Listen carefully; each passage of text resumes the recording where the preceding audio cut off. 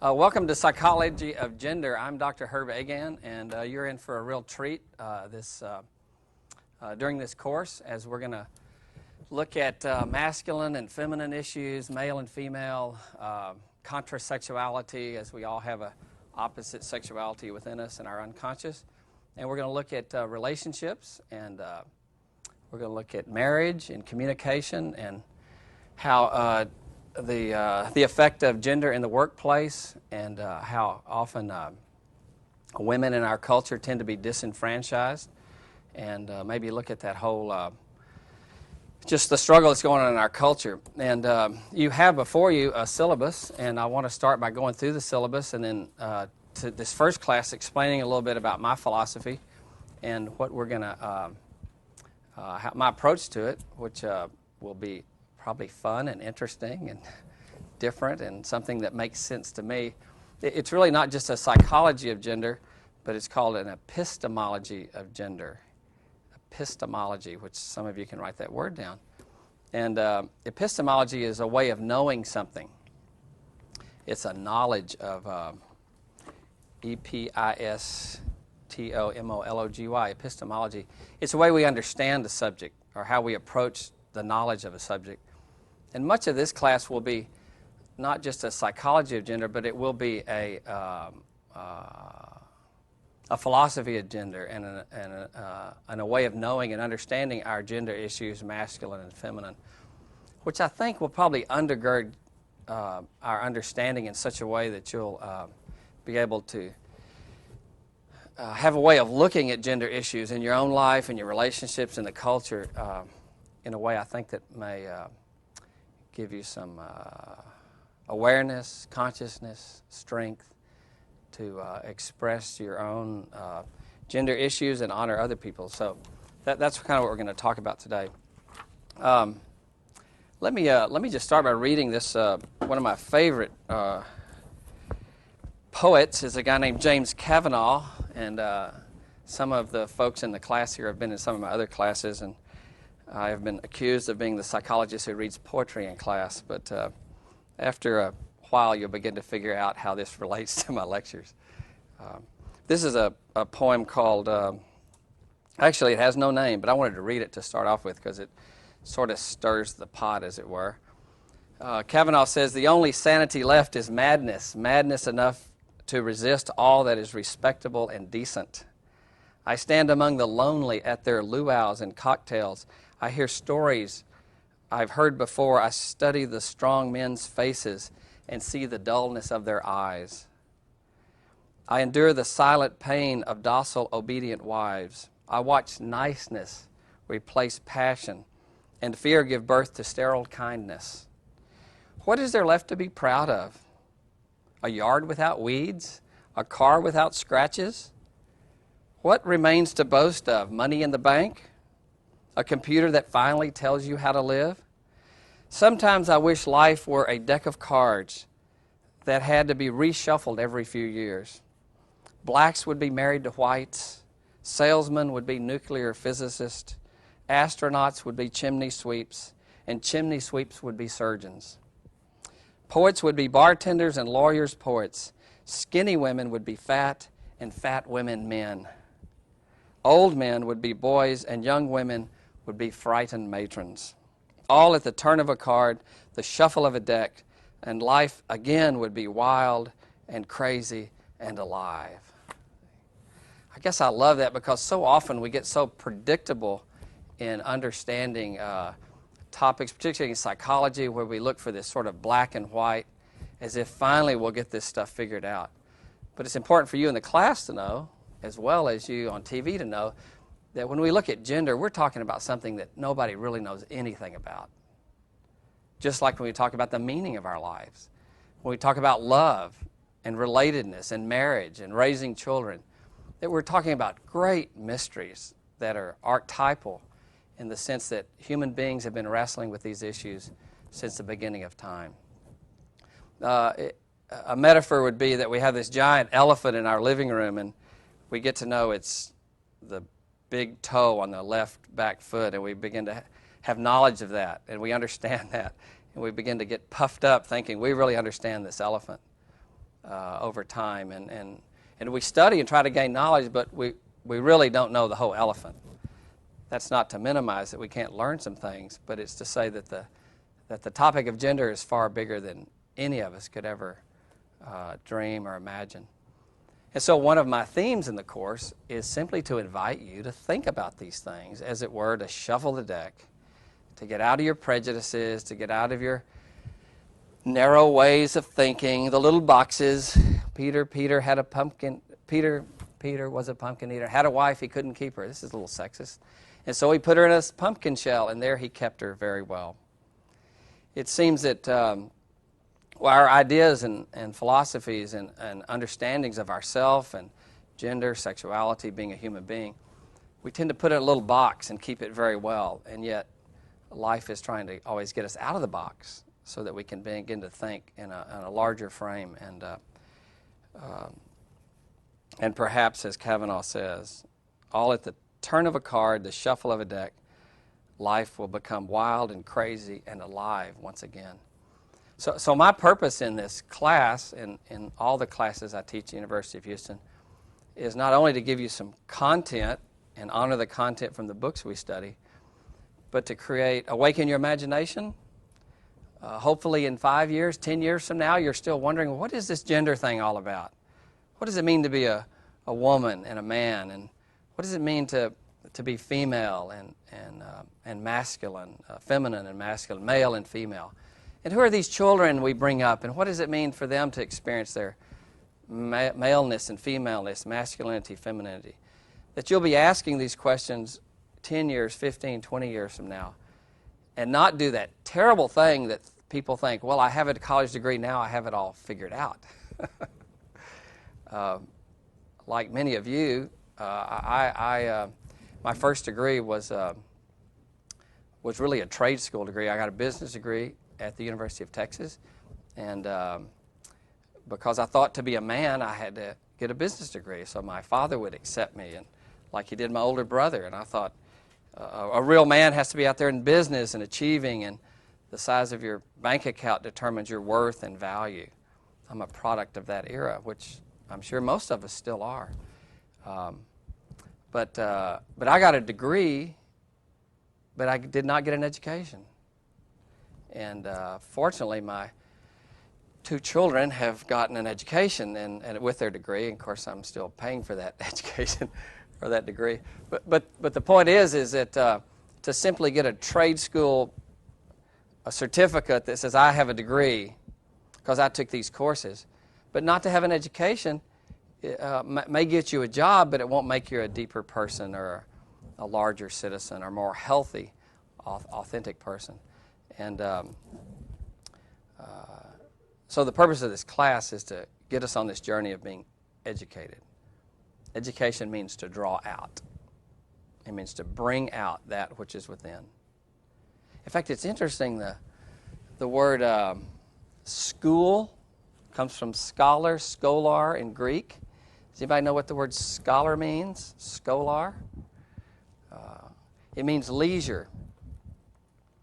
And in Plato's Academy of the Soul, as it were, the idea was to take the time to leisurely pursue your interests, your passions, your questions, your disturbances. Leisurely pursue it. But look what we've done to the educational system.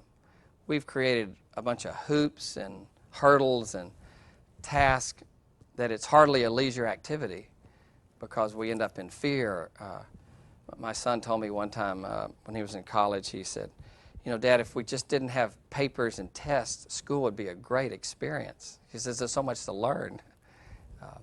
But hopefully in this class you'll leisurely take the time to think about these issues of gender, human sexuality, masculine, feminine, male and female.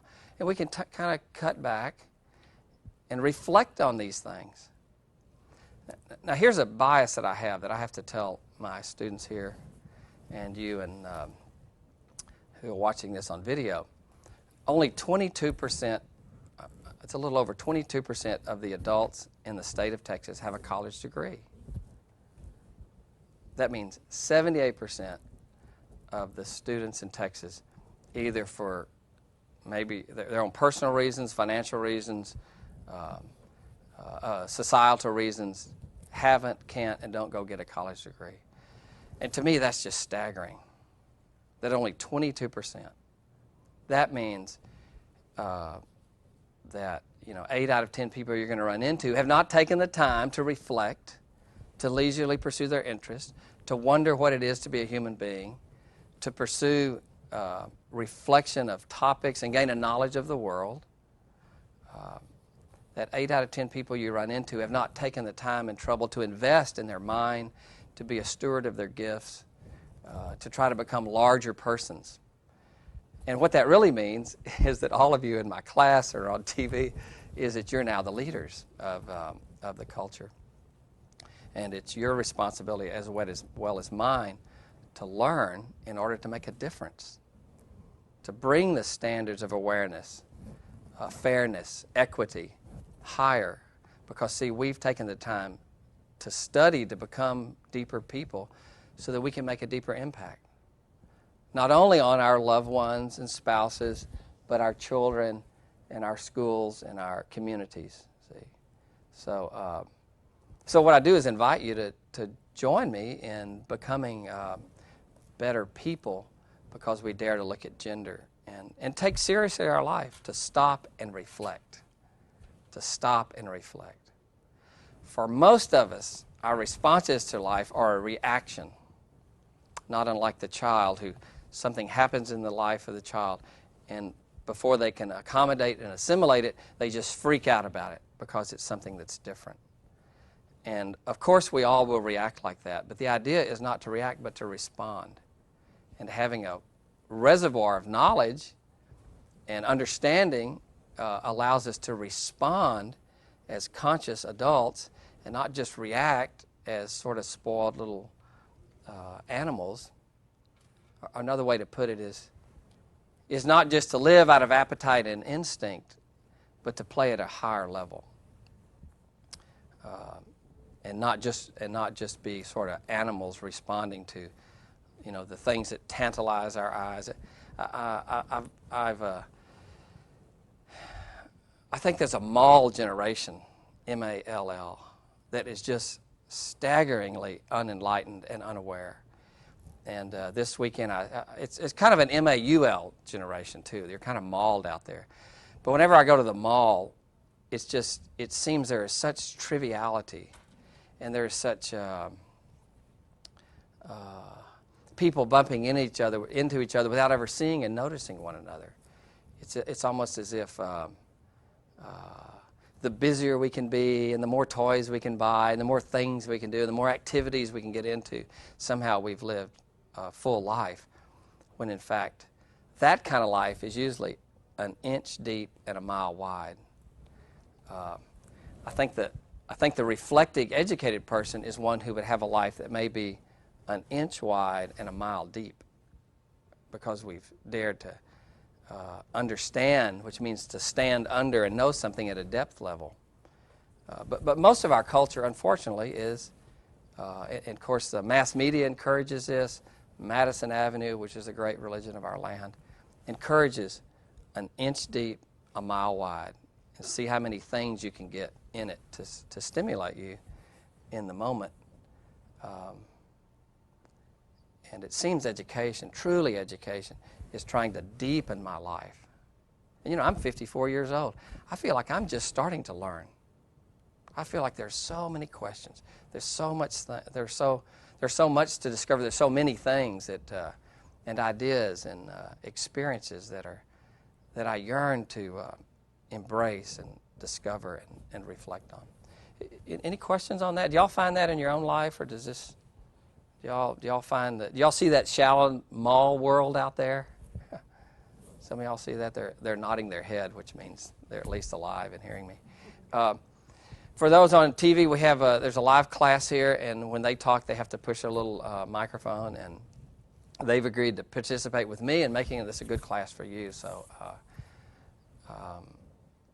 bear with us, and we'll all learn something and have fun. Okay, well, let's look at the syllabus, and just to walk down through it so you'll know what the course is about.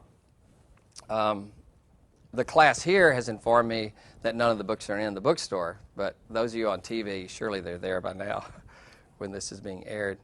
And let me just read down through this. Let me,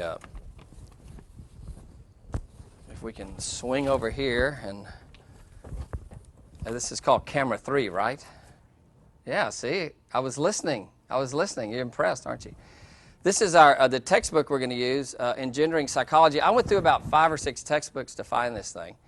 And this is put out just last year.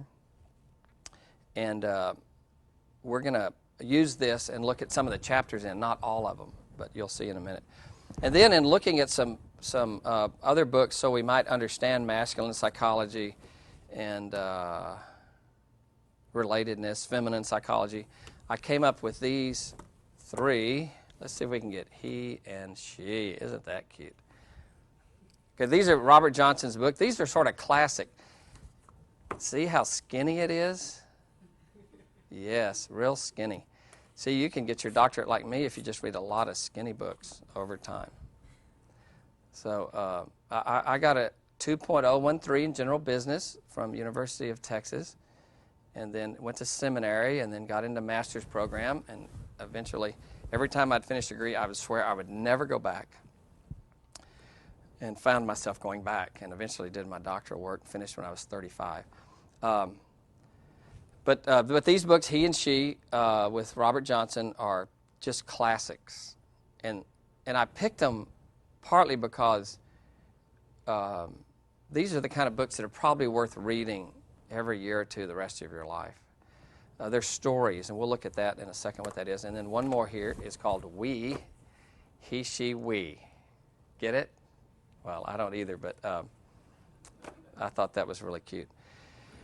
And this is Understanding Psychology of Romantic Love, and it's really about relatedness, and this is a really good book. This takes the story of Tristan and Isolde and 12th century myth or story, and helps us look at relationships, how really our relationships, how our issues of gender, whether it's mother, father, male, female, lover, spouse, child, anybody, that often in our reaction to other genders is really something about ourselves.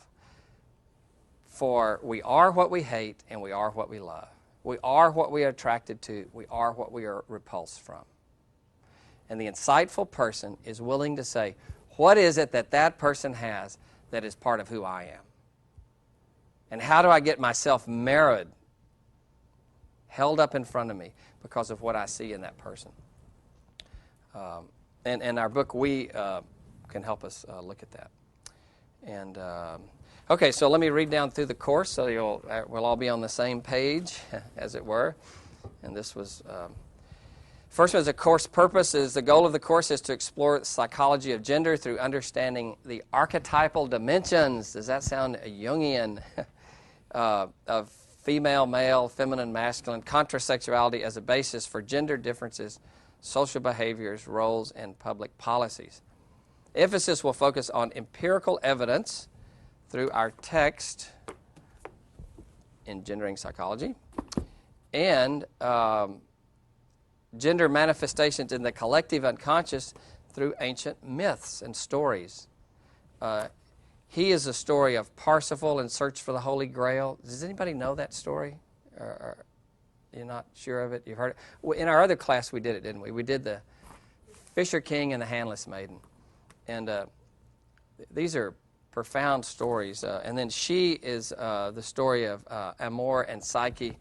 It really deals with a Greek myth or story that has about becoming complete, whole, and individuated as a woman. And so we're not only going to use scientific empiricism, we're going to use sacred myths and stories that sort of have this ubiquitous truths that stay with us over and over again. We are not a culture that takes the time for storytelling and looking at myths, but we are a culture that's absolutely addicted to television story and TV and movies, for they are the myths of our age, and they, to a large degree, reflect who we are. And then practical aspects toward better communication, more authentic relationships will undergird the class.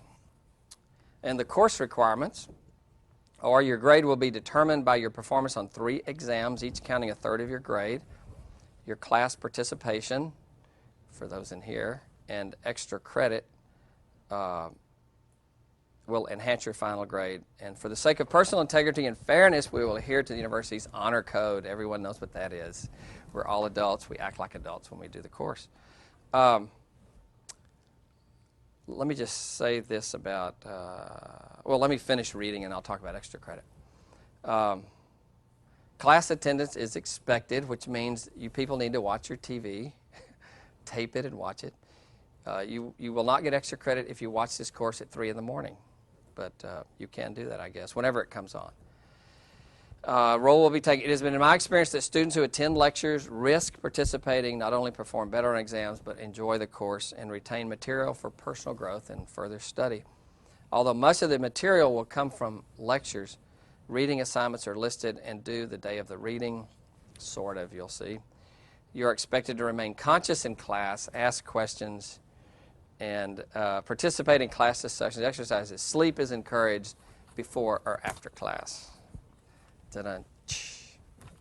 Thought that was pretty cute. They laugh in my other classes when I read that. But okay, and then the exams will be made up of multiple choice items, short answers. They will cover the reading, film, videos, if I can get permission to show some, and lecture material. Exams are not cumulative. That means the third exam will cover the last part of the course. Now flip over and see our schedule of assignments.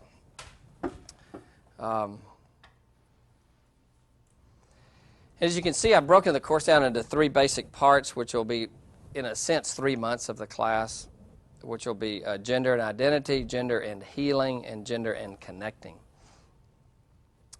The thing you're looking at, of course, is when are the exams, and then what do we have to do to get to the exam. And you'll see the engineering psychology deal is we'll have chapters 1, 2, 3, and 5 during this first month. You don't have it, the book yet, so you'll have to just hang in there until you get it. And then he and she, which, let me say this, the he and she books you can pretty much get at Barnes & Noble, any of the bookstores. The Young Center, C.G. Young Educational Center, they have he, she, and we. They have lots of them. And so you can pick these up over there at the bookstores. At the Young Center, or at most bookstores, they carry he, she, and we. Have y'all found them there? Anyone? No? Okay, well. So you might get these and start reading them. And because I'll ask you a question from this, and I'll tell you what I'm going to ask, but you need to read it first. So our first month of class, as it were, we'll be reading from the engineering psychology chapters that I've listed, and then the he and she books. And if you find these he and she a little difficult because you're not used to reading circularly and metaphorically, you're used to A plus B plus C equals D, which is our great Hellenistic, pragmatic, Greek way of thinking. It may be a bit of a struggle, but just stay with it, because the story has a way of getting behind the defenses, sinking into your psychic, soulful space, and exploding with meaning. If you can stay with the story, and just try to stay with the story, and actually if you can get the story, it'll stay with you the rest of your life, and you'll draw from its energy and from its intelligence and wisdom. And then you'll see the second month of the course, without going over each of these, we'll be looking at healing and sort of what needs to happen in terms of for dealing with negative patriarchy, negative matriarchy, the shadow side in terms of how it wounds our own place of expression in the world to be our true self. And you'll notice we now have 3 chapters and 1 book. See, we went from 4 to 2 books to 3 chapters to 1. And that'll be we. And I may give you some selected things to look at there. And then the last month, which we won't have but 5 classes and a little exam, will be, there's just 2 chapters and no other books. So it's high end on the first, our reading, and then it tapers off as we go through it. And 2 things. One, what I'll do for the exam is the Engendering Psychology book. I'll take multiple choice questions from here, and I'll tell you sort of what I want you to look at, but it'll be helpful if you read it as we go through it. And then the short answers will come from my stimulating, highly informative lectures, and you can give that back to me. So, any questions here in the class? Can you hear us? Blind lemmings running off the cliff, totally obedient. Okay, that's what I like. Fascist students doing what the master says. Okay. No, wasn't that interesting? Did you hear the patriarchy in that comment? In the humor there? Are these our people from far away? Can you hear us? Yeah, hi. Where are you guys? We're at Cinco Ranch. Cinco Ranch. How lovely. What are your names? I'm Amy. I'm Shauna. Wait, we already have an Amy over here. Where's Amy? We have one Amy. They're made 2 that year? Are you the left-handed model or the right-handed model? Hello, Amy. Yeah? Yeah. Are you talking to me? Cinco Ranch. Nothing like coming into class 30 minutes late, but have you been hearing what I'm saying? I've been hearing you, but we didn't know if you could hear us. We tried to get your attention a while ago, but nothing went through. Well, I see it. Can you see me? Yes. How lovely. I can see you. But see, you're right there on a monitor, and I'm not supposed to look over there because it doesn't look good, but I'm looking there anyway. Hi, guys. And who's Amy? Who's your friend? I'm Shauna. Hey, Shauna. And y'all like upper level seniors, juniors? I'm a junior. Junior. Cool. Well, you'll love this course, and it'll help you in your dating life, so you'll be glad of that. Great. Well, I'll ask you to do what? How are we going to get the syllabus? Oh, you wanted a syllabus. Darn. Well, you know what we're going to do is they're going to be shipped out there. Interesting question. For those who are on TV watching this later, we'll have a website, and you can get the syllabus and all the handouts on the website. For you guys in Cinco Ranch, we're going to ship them out there, and you'll get them. You'll have them Thursday. Do you believe me? Okay. Are you? I want to. I want to. Yeah. Yes.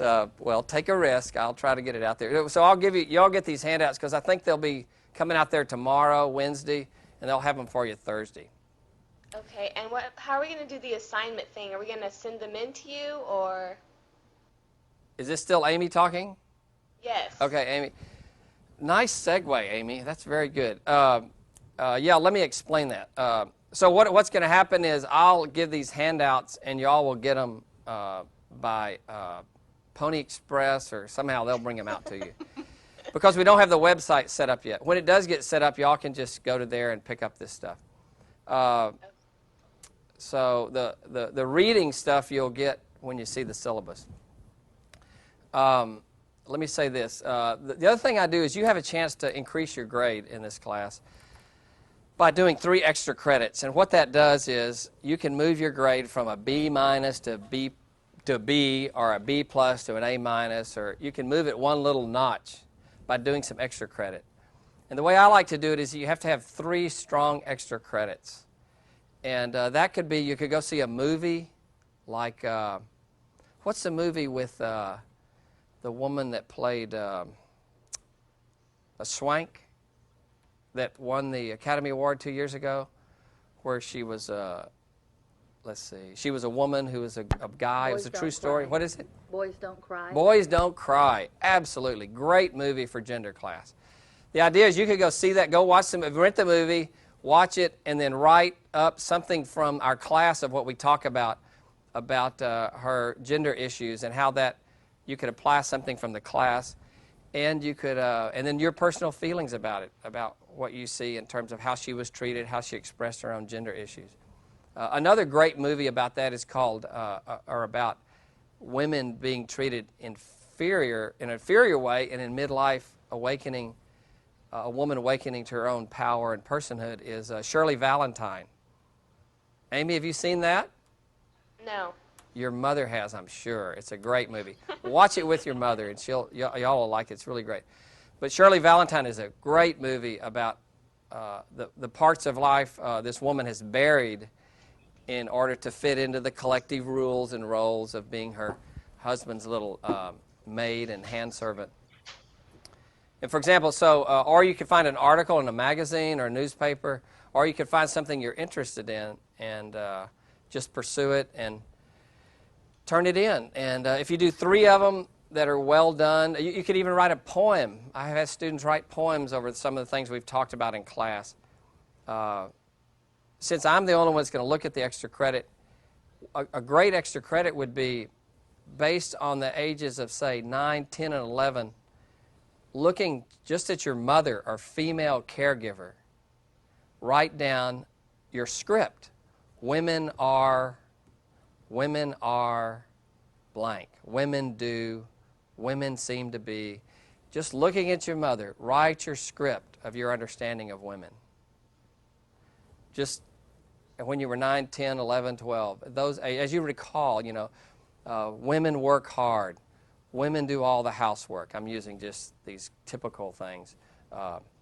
Women are emotional.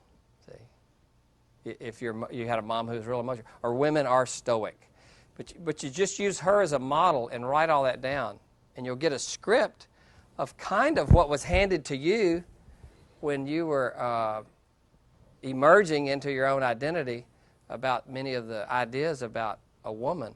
Same thing with a man. Looking at your father or adult caregivers are around you, maybe a grandfather, an uncle, people you were close to. And write that down. Men are, using them as a model. See? And do you understand what I'm talking about, Amy? Yes. Okay. And see, that would be a neat extra credit because it would require reflection. It requires some vulnerability on your part. At the end of it, you might write a page and a half response. For movies, a page and a half is fine. Any extra credit. But you don't look up something on the internet about and then punch it off and send it in and let that be extra, because that doesn't count, because any 6th grader could do that. So yeah, and you can do that, and that extra credit is due the day before the last exam. See? And it will really help you move up the notch if you want to. But if you make A's on all the exams and don't do any extra credit, you're not going to be taken away. If you do extra credit but you don't, this would just be for people in here. If you don't come to class and do extra credit, well, then your extra credit won't help you. You have to come to class. But it's a way to give you a chance to be in charge of your own destiny. Does that sound pretty good? Amy, and what's the other lady's name? Shauna. Shauna? Yes. Hi, Shauna. That room looks so vacant. Y'all can prop your feet up and relax if you want to. Shauna, does that make sense? Yes. On the extra credit? Yes. Thank you. Okay, any questions on that? And for those of you watching on TV, since I will be there for your 3 tests that you take, and you will have already met me because if you come to the orientation, Michelle just bailed me out on orientation, then I will be receiving your extra credit and come up with your final grade for that. There will be a grader that will help. There's supposed to be one here, but she hasn't shown yet. But in terms of looking at what you write and stuff, I'll be the one looking at that. So this class is not about therapy. It's not about counseling and inner work, although many students say these classes are very therapeutic. And therapy means healing and service of the soul. And for me, a walk in the park is a therapeutic experience. Going fishing is therapeutic. Reading a good book is therapeutic. Having a time of meditation is therapeutic. And seeing an analyst and looking at my dreams is therapeutic. So hopefully this class will be a service to your soul. It'll help you grow. But we're not trying to do therapy. But if you write something that's kind of personal, it'll probably help you find some awareness. I've said in my other classes that to the degree you have an aha or an oh shucks, try to clean that up a little bit. If you have an oh shucks or an aha, you will have moved to a little level of consciousness. So pay attention to those things, see, because those urges to enlightenment, when you go, oh my, it could be a very negative thing where you become aware, or when you have a huge epiphany of awareness. These are moves towards consciousness and toward awareness. And hopefully you'll get a lot of those in your life and in your study, that you'll have some good news and bad news of awareness. Okay, do y'all have any questions out there in Cinco Branch Land? What's your name? Captain Marvelous. No, my name is, what's your name? Thanks a lot. Dr. Herb Agan. They called me Herbie growing up. It's Dr. Herbie now to my friends. Do you see that? Yes. Thank you. Thank you. Nice to meet you. You don't even have my name out there? No. We don't have anything. We missed like the first 20 minutes. Oh, you missed We it. didn't have the video. And you don't have a syllabus there, so there you have it. Okay, well, this is who I am. And there'll be an email thing on the syllabus that you can get if you need to email me, and we can chat that way. And there's a phone number on there for you people in class now. Those people in TV land, you can email me on the website, but don't call, please. You won't even see the phone number, but you'll have a way to get in touch with me. Okay, so we got. Let me see this. We have Amy and Shauna. Shauna. SHAUNA. See, I'm having an ARP moment. They giggle. They don't know what that is. But since I'm over 50, John knows ARP moments. Have you ever had an ARP moment? You know what an ARP is? American Association of Retired Persons. Are you over 50 yet? Oh, okay, thanks. So I get to have ARP moments every now and then. Okay. Well, let me talk a little bit about a philosophy of understanding our journey to wholeness. And this may be a review for some of you that have had my class before. But again, this is often how we approach an issue determines what we get out of it. And this philosophy, epistemology, understanding, this is good note-taking here, may help define what this journey is to, and all my students are going to laugh because they've seen this before. And this is a Platonic view that we're not human beings looking for spiritual connectedness. We're actually spiritual beings having a human experience. The Platonic view is life is a luminous pause between two great mysteries.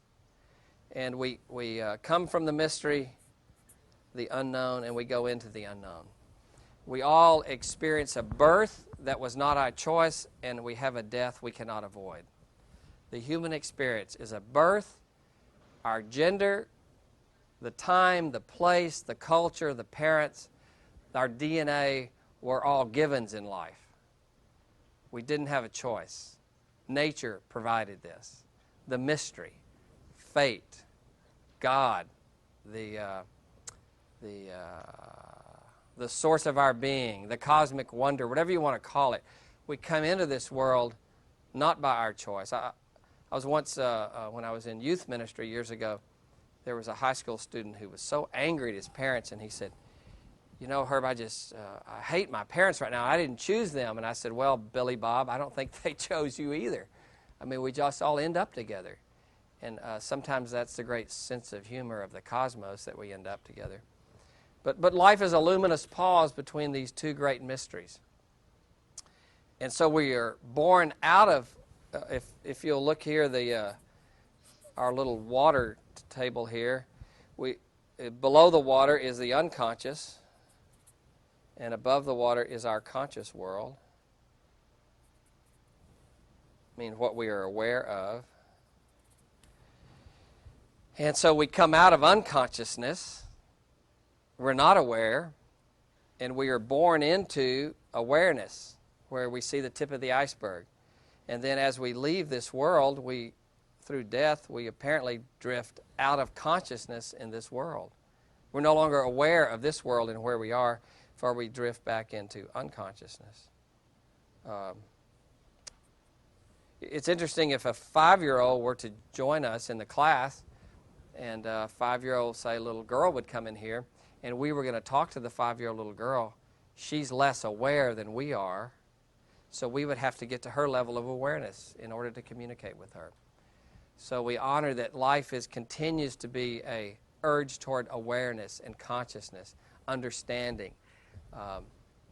It seems that one of the goals in life as we grow up is to lower the water level. So that's more of me, my herbness, my uniqueness, that is aware, that is above the water. Carl Jung said that that there is no urge to consciousness without pain. There is no urge to consciousness without, you don't become aware without some discomfort.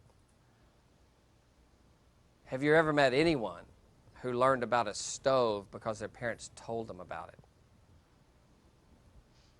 Every one of us discovers it through touching it. There's this urge to explore, this urge to discover, this urge to exist and have this human experience.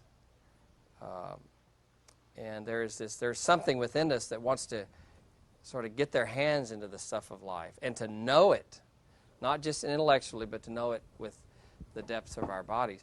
And much of our life is guided not by this conscious world, but guided by these unconscious forces. It's interesting. 3 of the greatest minds in the history of existence were people like Copernicus, who not only, at much cost to his life from the religious authorities, Copernicus not only taught us that the earth was not the center of the universe, but the earth was a second-rate planet in a third-rate universe. And because of the ideals and the concepts of people at that time, he was derided heavily for his new awareness. Not unlike the people who thought the world were flat. The world was flat, and Columbus and others discovered that, in fact, you could sail around it. And Darwin, who came up with these earth-shattering ideas that we weren't put here by some patriarchal Father God who created us in fullness and blopped us down, as the great Judeo-Christian story tells, but that apparently we came from time and slime, that we were ooze at one time. Well, this concept that we evolved has been very, very disturbing to many, many people, because it was a whole new way of thinking about our existence. Just like Copernicus had us think, took us at a new level of consciousness and awareness. So did Darwin, made us think a whole nother theory. Theory comes from the word theo. Theo means God, a new way of understanding meaning and purpose. I say, and another guy that came along, another man, and there's been women obviously have taken us to new awarenesses and understanding, was Freud, who taught us, who awakened us to something that was really part of the human experience, and that was that we are driven by unconscious forces. That the thing that determines who we are is not our, to draw it here would be this thing called ego, which is simply I or me. It's the center of my decision-making, the center of my willpower. This thing called ego is my decision-making center and my willpower. And as we'll look in another lecture or two, that really the first 14 years of life are primarily devoted to developing ego, the ability to function and stand and make decisions and get ourselves rooted in this thing called the human experience. Not unlike a barnacle would be attached to a whale or to a pier, that there's this ego that attaches us to this human experience. I think when we die, we lose our ego, but apparently this unconscious part, this part that's often called the soul, or the word psyche, which is the word for soul, represents not only the ego, but all the unconscious forces that make me up. When I was 5 years old, I did not know I would be a college professor. I had no idea I would do that. That was something that evolved and came forth out of my life. There are gifts and talents of all of us that lie beneath the surface in our unconscious. But Freud taught us and awakened us to this age-old truth that who we are and what we do is not driven by our conscious world, but is often driven by unconscious forces. Now, if you get that out of my class, you will be among the wisest people on the face of the earth. Because you will say, well, what is it that's causing me to do this? What is it driving me? Is it the desire to please mother, to please father, to please these images of religion that I have? Is it trying to compete against someone? Am I overcoming some complex? Is this merely a compensation for some feeling of inferiority? See, what is it that drives me? Is it an unhealed wound? Was I shamed as a child and have such low self-esteem that because of the color of my skin and the sex that I have, there are certain things I can't do, and I've bought that and believe that? See? When you begin to think, what are these forces within me that drive me, that define me? And in a positive way, what are the talents and the gifts and the unlived life that lies in the unconscious? Who am I really down there that I must pursue and I must become? Goethe, the German philosopher and thinker who wrote Faust, Goethe said, when you learn to trust yourself, you'll know what to do with your life.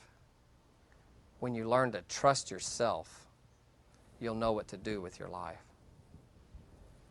When you learn to trust yourself, this psyche, the capitals S, self, the real you, the true self.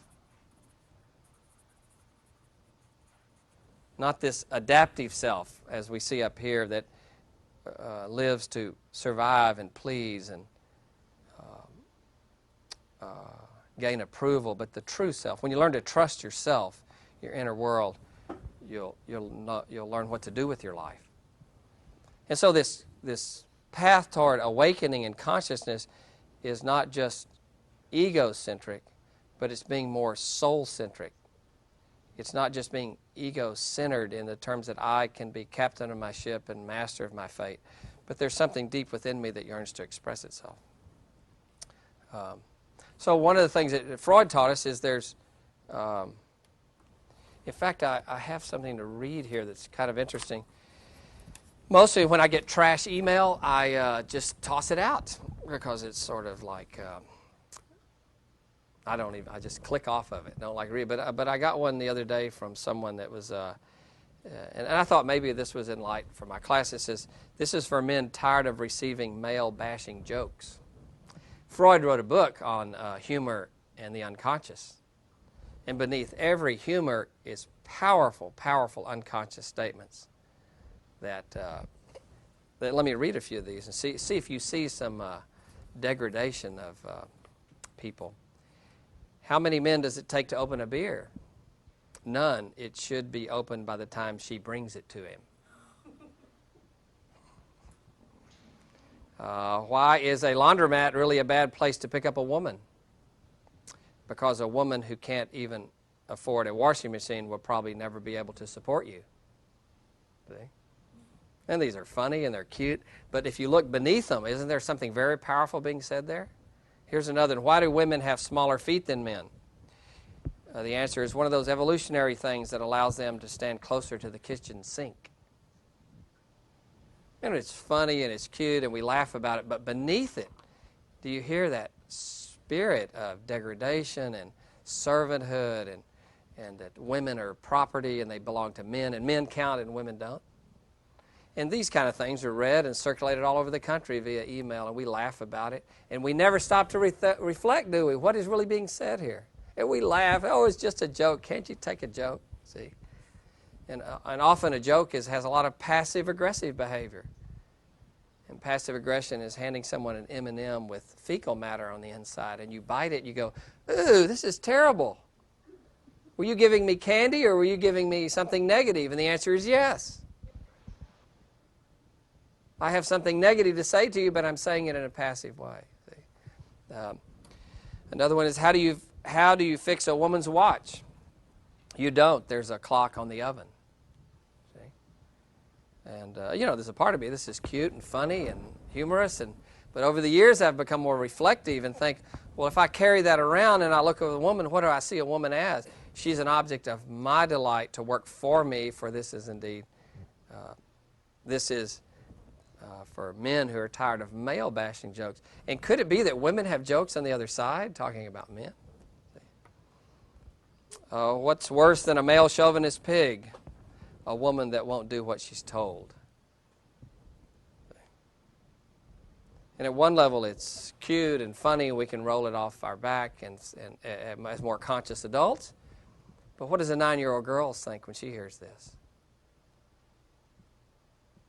What does a 12-year-old girl that has gifts and talents and creativity and wants to and has the ability, like everyone does, to move out into the male world, to make some decisions and participate fully? And she begins to hear subtly that she's less than. See? So this is how gender in its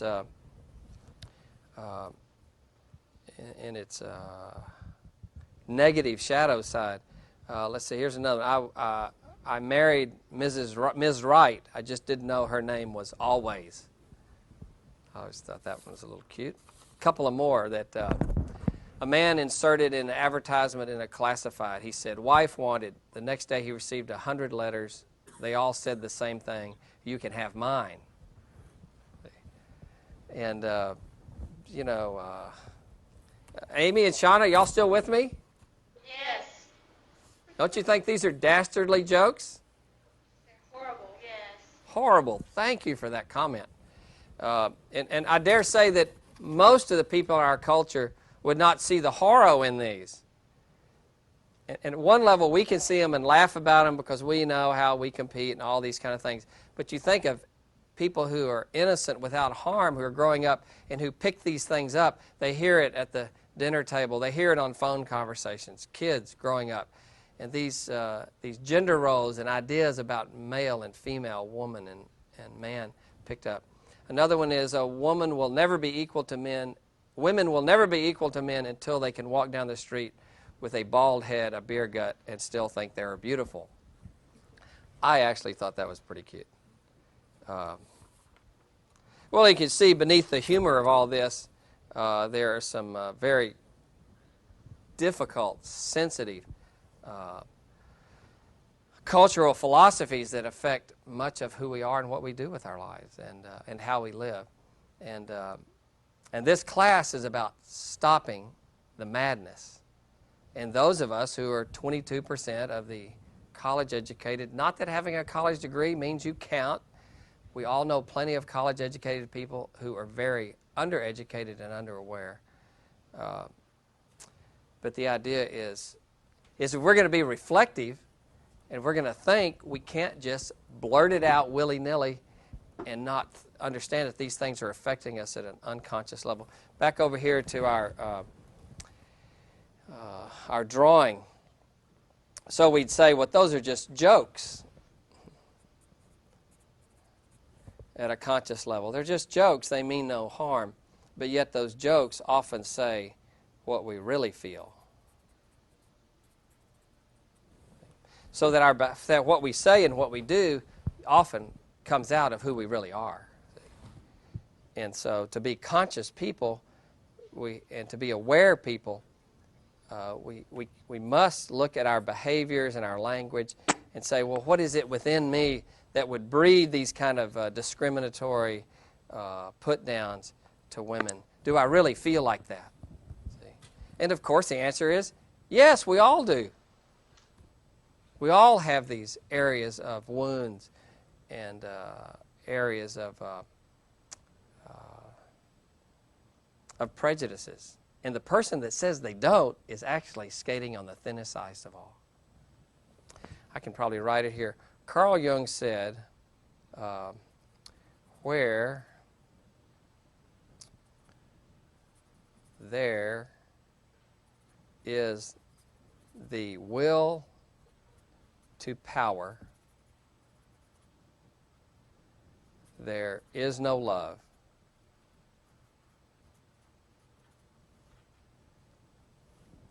Probably a theme for this course. And where there is love, tolerance, understanding, respect, decency, honoring.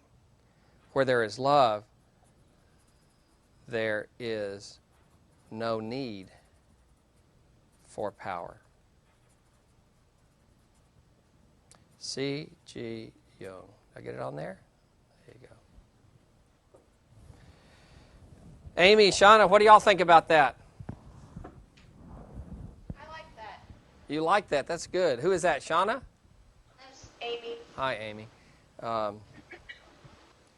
And see, what happens to us is we have this will to power, don't you think, where we're trying to one-up because we don't feel secure in who we are. What happens is we have no love and tolerance and understanding, and we end up competing and fighting against one another. Do you understand it like that? I see where there's power, where you want power that's more selfish. It's all about yourself, and love is about other people. Yeah, that's good. Love sort of breaks me free from my narcissism, doesn't it, and my self-centeredness, that it's all about me, me, me, me. Yes. How about you in the class? Anybody have any comments, or do you like that verse or that saying?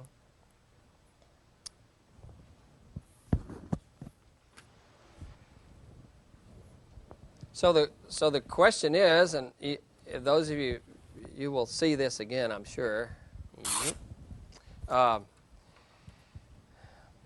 Really, the view, it becomes, let me give you a couple more words here. This view is what's called a teleological perspective. Does anybody know what teleology means? Some of you have been in my other classes. Teleology is the end or purpose. It's the study of your purpose or your end. What's the purpose of when you're making a cake and mixing it up in the blender? What's the teleology of all that mess? A cake. Yeah, a cake. Another word would be ontology. It's not oncology, which would be the study of cancer, but onto means what? It means being. Who are you? What is your purpose? What is the state of your being? What are you on this world for? What's the purpose of this pen? See, well, it's to use to write. Well, what's the purpose of a human being? Most of us are human doings, unfortunately, but to be a human being, or what's your purpose to be? What is the purpose of a human being? Well, let me give you several things. It would see that the purpose is to become an individual. An individual means not divided. Means to become a whole person.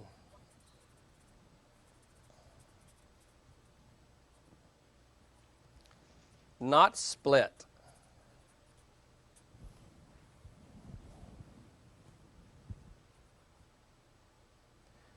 Well, if you're the man of the house, you're 8 years old, and I don't want you playing jacks or anything, and stop picking up that brush and painting. You need to be out there playing football and athletics. Well, but I like to play with clay, and I like to do artwork. No, you're going to have to. You can't do that in this family. And so what happens is.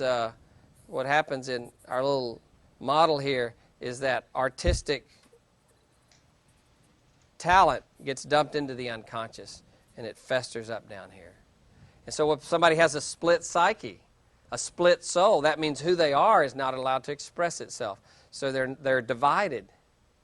And the whole purpose in life is not to be divided, but to have as much of who you really are consciously brought forth. See, to become an individual, another way to put it is to become, B-E-C-O-M-E, nature's intent. To become nature's intent. So what does nature intend us to be? What does the nature intend you to be? It's a simple answer to the question. What is it? Nobody knows. Nobody knows. No one will ever know. But the oak tree is meant to become an oak tree. The pine tree, the pine cone is meant to bear a pine tree. But what happens is, Freud said, the price of civilization is neurosis. For if you're born to be a rose and you grow in a culture that says we only want Gerber daisies in this culture, then your roseness must be squelched. You can't be what nature intends you to be for culture, family, religion, the mores of society. Will say you can't be what you're supposed to be. You can only gain acceptance if you are what we want you to be. So you bury your roseness, and you grow up and you try to conform and be as much of a Gerber daisy as you possibly can. And of course, nature's intent is what? Is to be who you really are. See? Now the fear is, by most powers that be, is that our autonomy will lead to anarchy. Is if you become you, then it'll lead to anarchy. That autonomy, becoming an individual, will actually lead to anarchy. But what really happens as you find your own individuation, your own individuality, your own becoming yourself? What happens to y'all? Somebody here is going to have to answer that. What happens when you become more your true self? And Amy, you and Shauna can throw in the deal if you want to. See, they're bailing y'all out because they're talking over there. What happens when you become more your true self? How do you feel toward others? What do you want for them? Yeah. You want the same thing for them. Yeah, you want them to become their true self. Michelle, and why do I want them to be their true self? Because you realize how happy it makes you. Yeah, and it also enriches my life. Because when you're Michelle, you bring a piece of wonder and beauty and mystery of your uniqueness that enriches my life. See, when you're John, truly who you're meant to be, you give me a glimpse of the wonder and mystery of life, and the complexity and the uniqueness of all of life. See, and Lulu, same for you. When you become you, then I get a glimpse into the cosmic wonder and beauty of life, because your uniqueness enriches me. But when you try to be what I want you to be, all I do is see myself marred. Or I see someone who's very angry and frustrated, who's not able to be who they are. Why would they say finding your true self creates anarchy? Well, that's a good question. Why would finding your true self create anarchy? For the fear that it would lead to self-centeredness. To hell with you. Viva yo. I'm on my own. Actually, the fear is what's called, I love just ripping these pages. The word is individualism. Individualism says, I'm on my own, and to hell with you. And the fear is that selfishness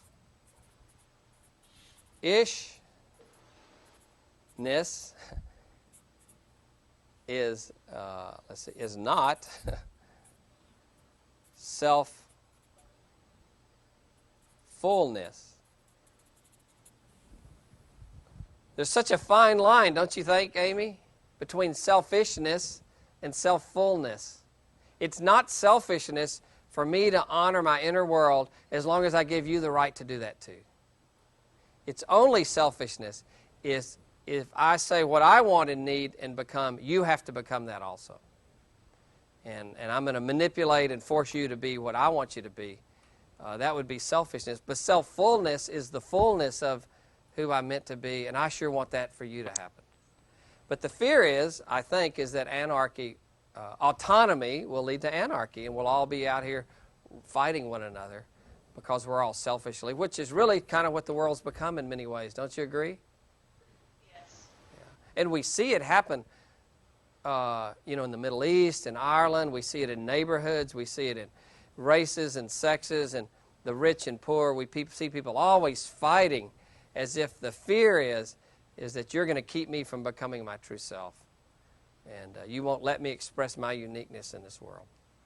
The fact of it is that those who dare to become an individual often end up assassinated or crucified, because the world is often really threatened by authentic people. Sort of not a real cheery end to the journey of becoming one's true self, but actually in the short run, often your family members will resist you following your passions, your interests, yourself, but in the long run they will celebrate it. For one, if they didn't, although they have thousands of time to pursue their interests, their passions, their wounds, their ideas, if they didn't, they will honor you for doing it. See? And secondly, they will love the uniqueness that you come out. But in the short run, they may not. They may go to their grave still resisting and being angry that you didn't behave in a certain way. But the responsibility to life for all of us is to become an individual. That's this whole theme of what I'm trying to get at. So this word individualism is about selfishness. Individuality is about uniqueness. Becoming a unique person. See, individualism, individuality, and a third word would be the process of becoming not divided. Your true self would be called individuation. Is this just terribly confusing? Individuation means to becoming whole,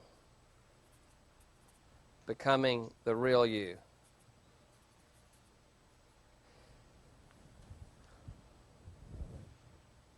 That's a good test question, isn't it? To be able to define what's the difference between individualism, which would be viva yo, me on my own, and neglecting and everybody else. Individuality would be about my uniqueness and becoming my, not just being a clone or a blind lemming running off the cliff, but being a true individual. There's so few true individuals in life. And then the process of becoming one's true self, an individual, would be called individuation. Again, which means not divided, but to become whole. And this is a teleological perspective. It would say, well, what's the purpose of life? And the purpose of life is to become who you're meant to be. Well, how do you do that? By honoring your inner world, wrestling with your questions, facing your fears, trying to become conscious, taking responsibility for the things that life has brought to you. In 12th step, we learn that a lot, don't we? Is that no, you have no mother, you have no father, you have to mother and father yourself. And that's to become a whole person. That's the whole the life's relentless message is to grow up and take responsibility for one's life. What does it mean to be a male? What does it mean to honor my masculine side? What does it mean to honor my own feminine side? And what is that feminine side? And is there an archetype for masculinity and femininity? What does it mean to honor you and your sexuality and your physicalness and my physical? How do I come to terms with all these things? Well, that's the whole process of becoming an individual person. The problem is it takes a lifetime to do it, but what else are you going to do? Watch TV? Shop at the mall?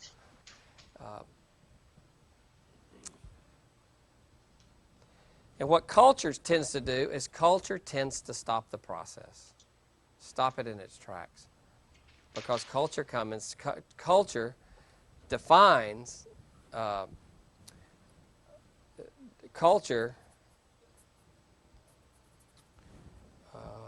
stops, not always, because often it enhances, it stops nature's intent. And why does nature's intent, why is it stopped in culture? Often for survival. It's just how we survive and get along is by, it seems to stifle it. Just got about 5 minutes, but let me read something to you out of, this book is called Meeting the Shadow, A Hidden Power of the Dark Side of the Human Nature. There's actually some great articles in here.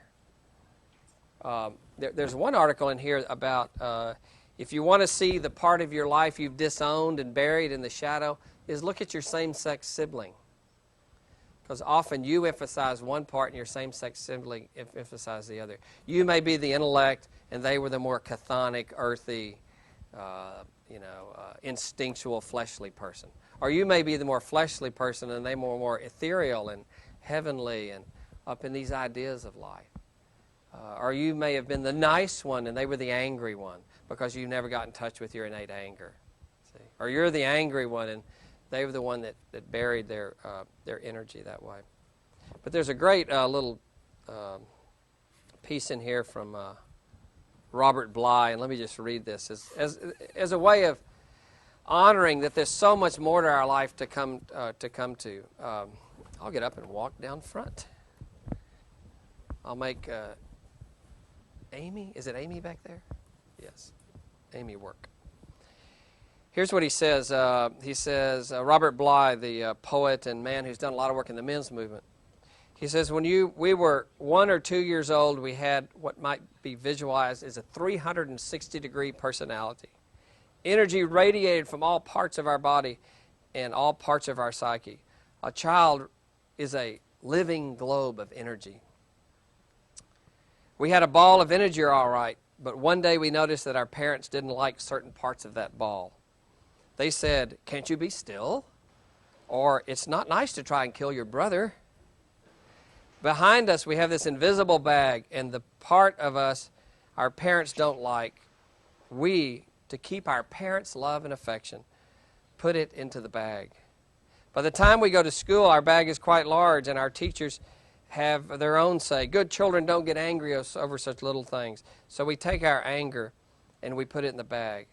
We take our artistic gifts and put it in the bag. We take our intellects because it's not accepted and we put it in the bag. We take our hopes and dreams that are discouraged and we put it in the bag. He says, by the time my brother and I were 12 in Madison, Minnesota, we were known as the nice Bly boys. Our bags were already a mile long.